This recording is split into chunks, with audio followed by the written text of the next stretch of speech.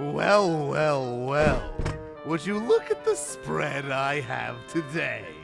Which flavor will I partake in? Strawberry?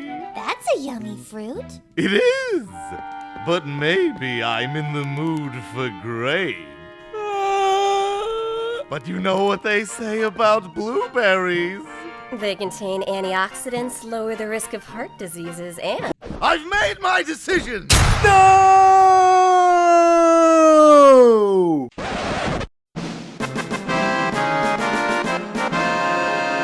Didn't you write the script and took the time to draw the assets for this? Doesn't that mean you know what you're doing? Would you rather be in the dress? No thanks, I don't like two-legged things. Hello everybody, MangaKamen here. So unless you spent the last gaming year under a rock, you probably learned of the FF7 Remake that is coming to consoles soon. And as you would expect, people are either excited for the prospect of the game, or people who are saying it'll be a blight on the gaming subculture. Personally, I could care less either way. For almost 20 years, gamers have been clamoring for an update of the game, and frankly, whether the game is good or not will be subjective depending on the person. This game sucks! So I say reserve judgment until the game actually comes out. Final Fantasy VII practically changed everything people knew about the RPG genre when it came out. Graphics, gameplay, story elements. Obviously the game was a success, not hindered by the fact of all the promotional material that was flung in everyone's faces.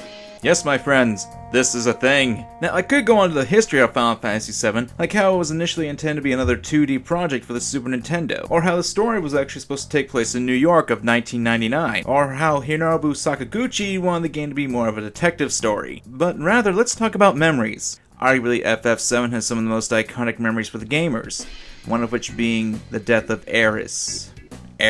Potato. Who the f*** says potato? Whatever you want to call her. Final Fantasy VII had plenty of moments that broke hearts, pumped you up, or even for the purpose of this video, make you laugh. I'm plenty sure that you all can guess where this scene is going if you're actually watching the video and not listening to it. I feel pretty.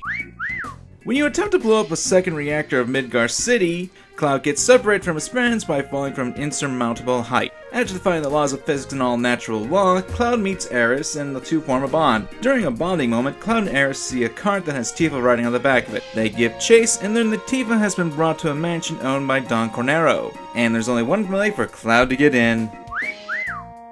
So, we go from this badass soldier to this! It's one of the silliest moments of the game and is one of the key moments as well. Hell, considering the bleak nature of the game, the entirety of Sector 6, filled with the brim of cheery music, kooky characters, and even a cross-dressing dojo, basically gives you a whiplash, and considering what happens next in the game, with the Shinra Corporation dropping an upper level of the city of Midgar onto a lower level, This is an absolutely terrible plan. so about an eighth of the population of Midgar gets wiped out, and Midgar is a city where most of the population of Final Fantasy VII World lives. Not to mention a lot of the side characters you got to know in the game early on get off just before the plate falls. And yet, Wall Market is a kooky, upbeat comedy section and is rather amazing. Not only that, you're given the option after the plate falls for another mildly funny scene.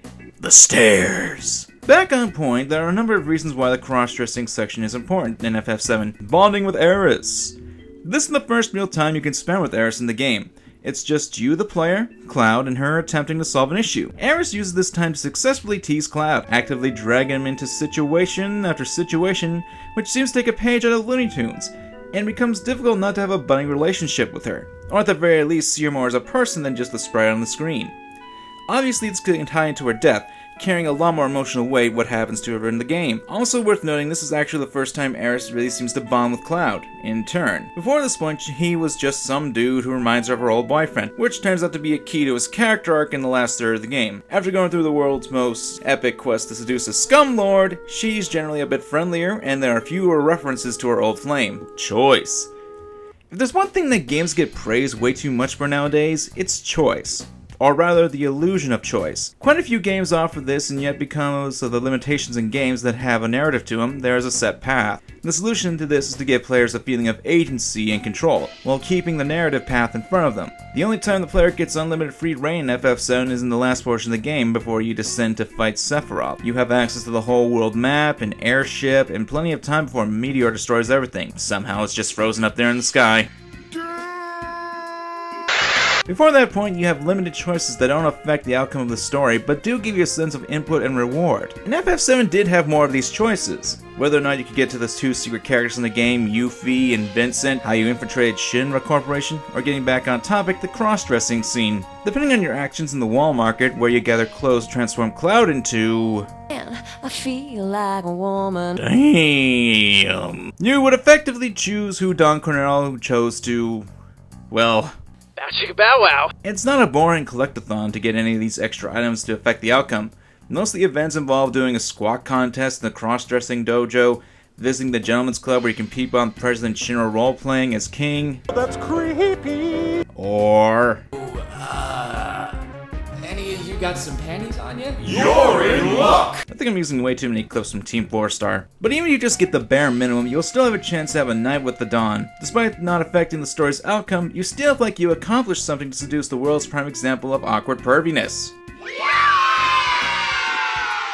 Cloud's development. One of the major criticisms I see about our main character Cloud is he's often seen as the emo dick, even more so than Squall and Titus.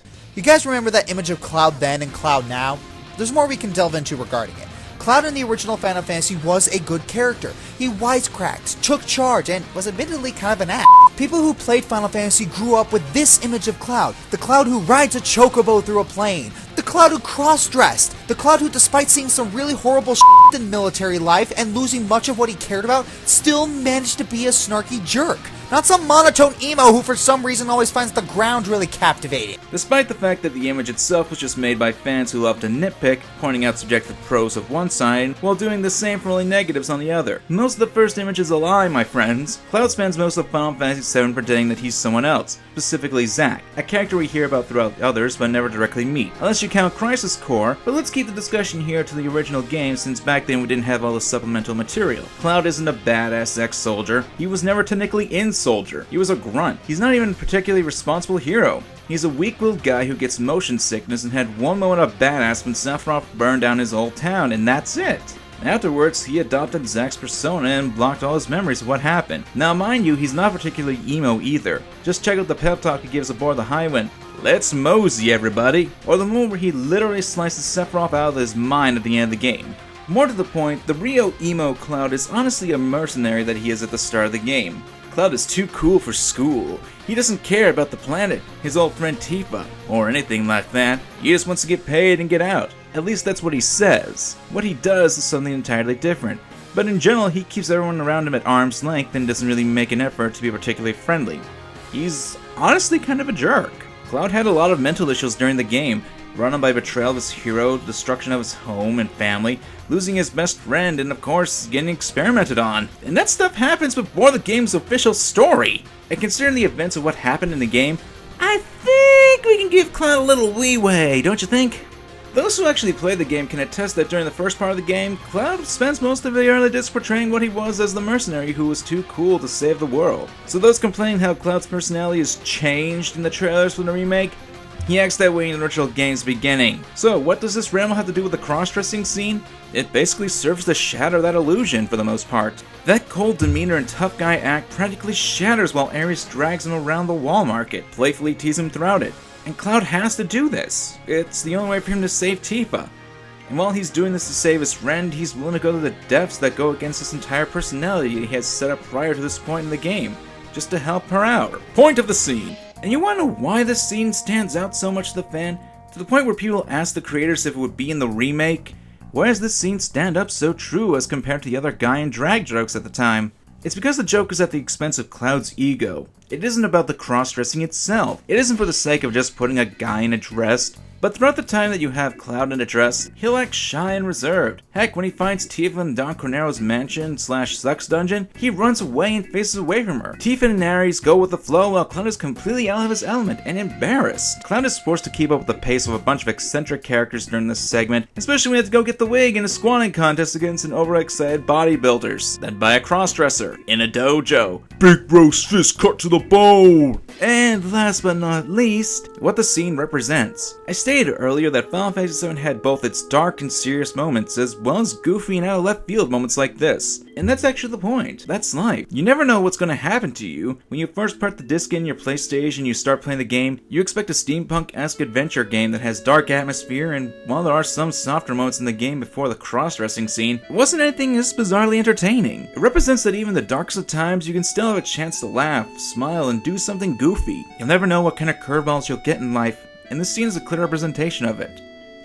But what do you guys think? Am I overthinking this goofy scene? Am I completely wrong? Or do I look just pretty in this dress? Let me know in the comments below. I'm MangaKamen, and remember to examine your fandom.